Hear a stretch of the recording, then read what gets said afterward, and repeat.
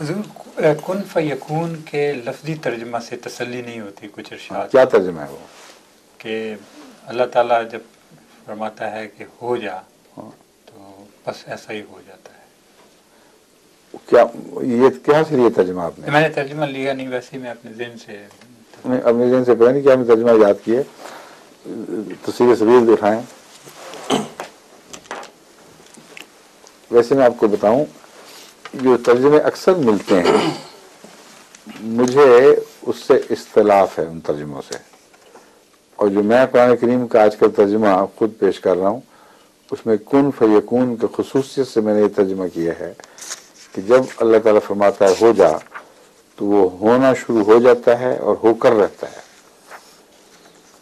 کیونکہ یکون میں مضارع ہے جس میں حال بھی شامل ہے اور مستقبل بھی شامل ہے. کن فکانا نہیں ہے. عام طور پر شعراء نے کن کانا کی بحث اٹھائی ہے، اور وہ اس لیے کہ بائبل سے اس نے کہا بی اینڈ اٹ واز. قرآن کریم یہ نہیں کہتا. قرآن کریم فرماتا ہے خدا جب کہتا ہے کہ ہو جا تو وہ ہونا شروع ہو جاتا ہے، فیکون ہو کر رہتا ہے. تو وہ ہونا شروع ہو جاتا ہے، کو چھوڑ بھی دیں تو ہو کر رہتا ہے والا معاملہ ہے. یہ ہے اصل بات.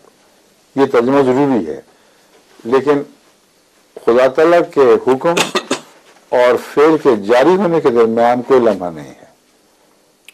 اس کی بنیاد پڑنی شروع ہو جاتی ہے. اس کے جو بھی اس کے ضروری محرکات یا موجبات ہیں وہ ان خطوط پر چل پڑتے ہیں جن کے آگے بڑھنے کے بعد نتیجہ وہ ہونا چاہیے جو ذکر فرمایا گیا ہے.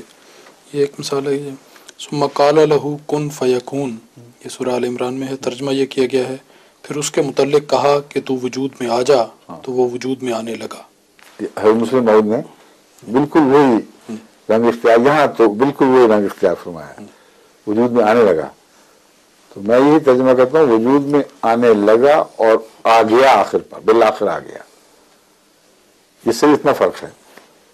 لیکن وہی حکمت محض مسلم موعود کی پیش نظر ہے کہ یہ مراد نہیں کہ اسی وقت ہو گیا ایک دم، کیونکہ انسان کو جب کہا ہو جائے تو 1 بلین سال تو اس کی ترقی میں لگے ہیں، مگر ایسا فعل ہے جو پھر ہو کر ہی رہتا ہے، بدل سکتا نہیں.